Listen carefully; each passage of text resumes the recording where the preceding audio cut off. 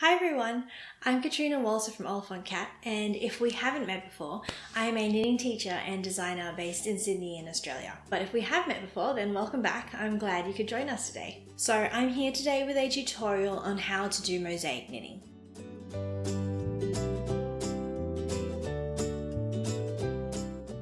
So the previous two videos over the last couple of weeks have been building up to this. Mosaic knitting is my favorite kind of color work to do because if you have been here for the last couple of weeks or so, you'll know that I am not the best at doing two-stranded color work or fair isle or whatever it is you want to call it. But I do really love doing mosaic knitting. And so mosaic knitting is a specific type of color work that is relatively new in the world of knitting.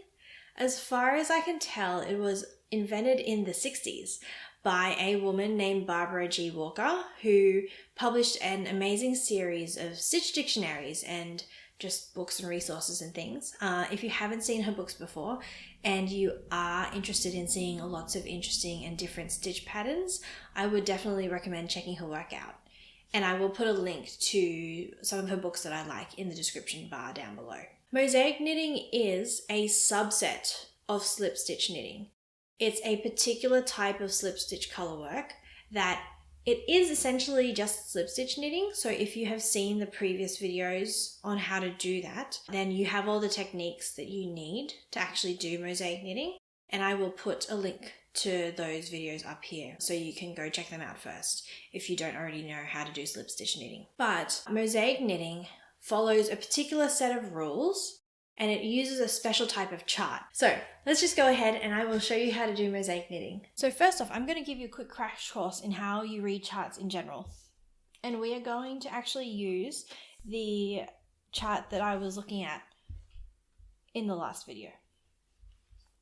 So to read a chart, each of these boxes is a stitch of your knitting and the row is a whole row. And so the way that you know where to even start is that you always start at the bottom and you work your way up. And the side that the row number shows up on tells you which direction that you're knitting in. So in this case, I'm going to start here on the right and work my way this way. And if it's on the right side, that means you're doing a right side row. And once I get to the end of that row, I go up to the second row and I turn my work and I work back the other way. And because you're reading it from left to right, that means that it's a wrong side row. And you keep going up and back like that. And the way you read the little boxes is that they always have a symbol inside of them. And there, somewhere in the pattern, there will be a key that shows you what that symbol means. So in this particular case, a blank square that's just a color means knit one using that color. And the little V shape means slip one. So in this particular case, you would knit and then slip and then knit and then slip and then knit and then slip and so on and so forth down the row. The last piece that I have to show you is what these red lines mean, and those are repeat lines. So the way you would read this is that you can use this chart on more than 9 stitches. But what you do is that you knit the first 2 stitches in the row and then you do the stuff that's in between the red lines over and over again. So it's a repeat. That's how you read a chart. Now, if we look at our mosaic charts, and I'm actually going to show you, so this is the book that I mentioned in the intro.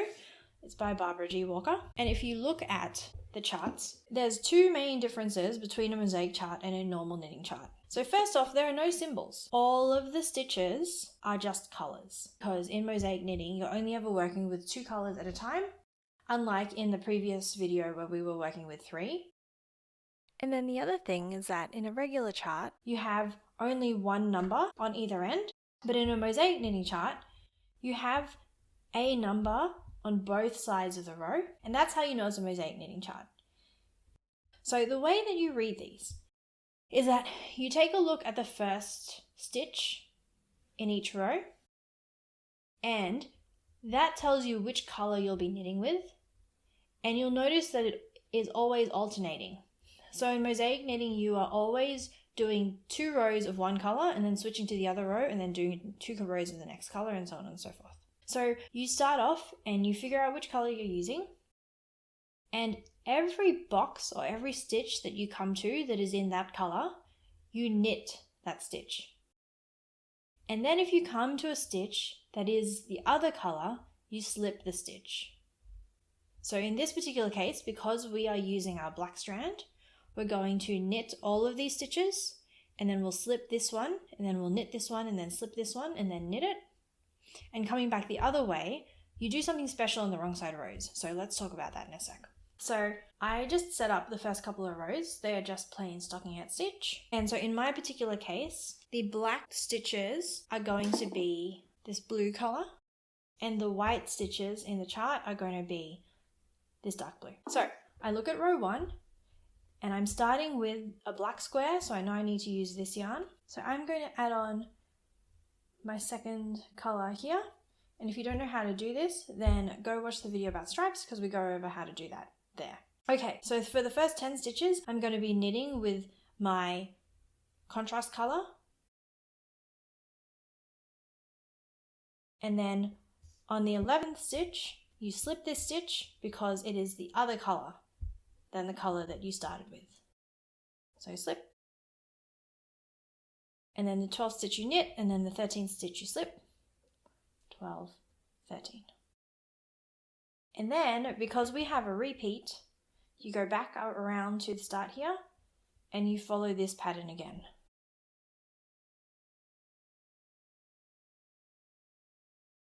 And then on the last stitch, we knit, because it's black. And that's our first row. Okay, so on the wrong side rows, you can actually just ignore the chart. So let's put this over here so we don't get distracted. So the rule is on the wrong side rows, if the color of the stitch on your needle is the color that you're using, you purl it. And then on the next stitch, because it's the other color, you slip it. And like we talked about in the last video, make sure when you slip it that you slip it with the yarn in front, because we are on the wrong side row. And then we have a light blue stitch, so we're going to purl it. And then we have a dark blue stitch, so we're going to slip it. And then all of these light blue stitches we are going to purl. And then we've hit a dark blue stitch, so we slip it. And then we purl. And then we slip. And then we're going to purl all the way to the end. Alright, and we've done our first 2 rows. So now we are going to go on to row 3. And so because this first stitch is white, then that means that I'm switching to the dark blue strand.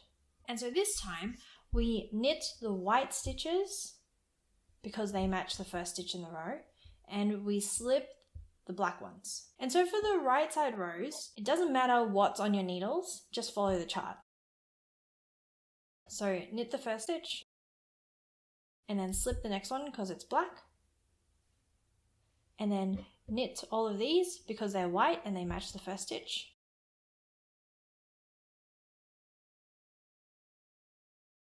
And then slip this next stitch, and then knit this one because it's matching. And then we've hit our red line, so go back to this red line here and do that all again. And then on the last stitch, because it matches the color that we're working with, then you knit it.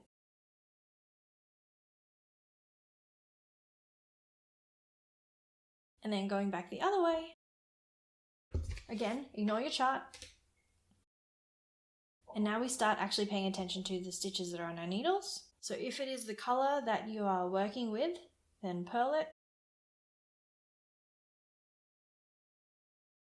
And if it's the other color, slip it with the yarn in front. So these are all dark blue and they match what I'm using, so I'm going to purl them.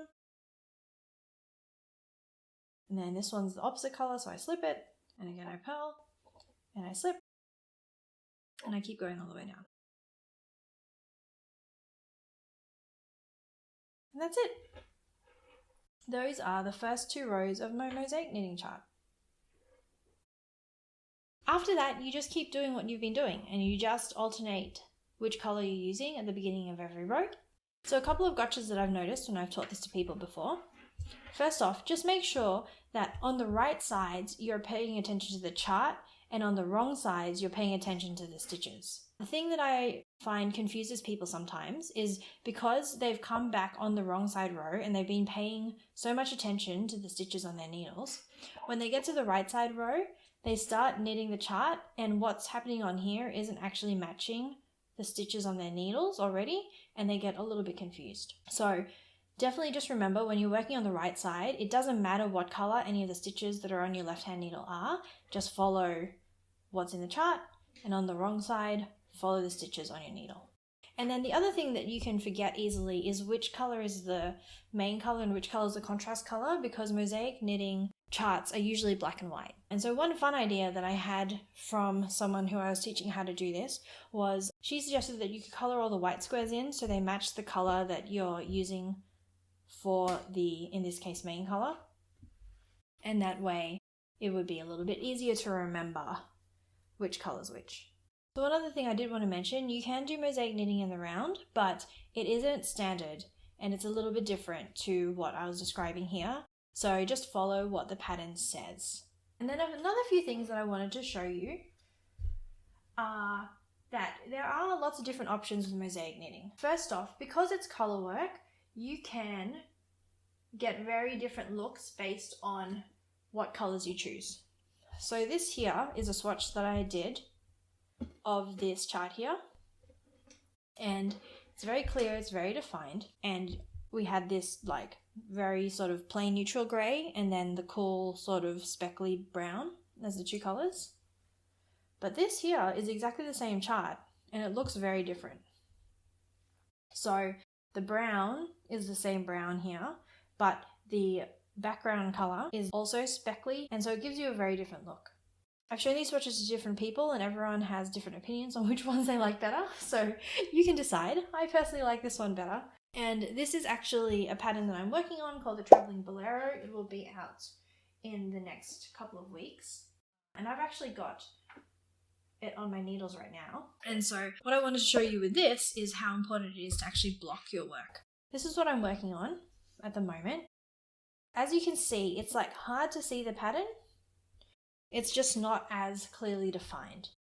But once you block it, it just straightens out, the stitches even out, it becomes a lot more flat and rectangular, and you can very clearly see the pattern defined as opposed to this, which is a bit of a mess. So definitely block your work when you are done. But if you're knitting a garment, make sure you do a swatch before you knit and block your swatch before you measure your gauge, because mosaic knitting tends to grow after you've finished blocking it. And then the other thing that I wanted to show you is that you can do some really cool things with both the patterns and the textures. This is like, you know, it's a mosaic, but this here is very clearly a picture. So this is just something I was playing with. I might actually try and make something out of it for Christmas because I think it's fun. But the interesting thing here is the texture. So when you slip a stitch, it will always look like a knit stitch. But for all of the other stitches, the ones that you're working with, there's no reason that that has to be stockinette. So for this swatch here, what I did is on the right side, I did what I showed you, but on the wrong sides, I actually knit the stitches instead of purling them. And so that gives you more of a garter stitch effect. So there are lots of different options and different patterns will tell you to do different things. But if you ever manage to find a book or something of mosaic knitting patterns, there's lots of different options you can do. Definitely try playing with the texture and the colors and things, and you can get lots of different looks.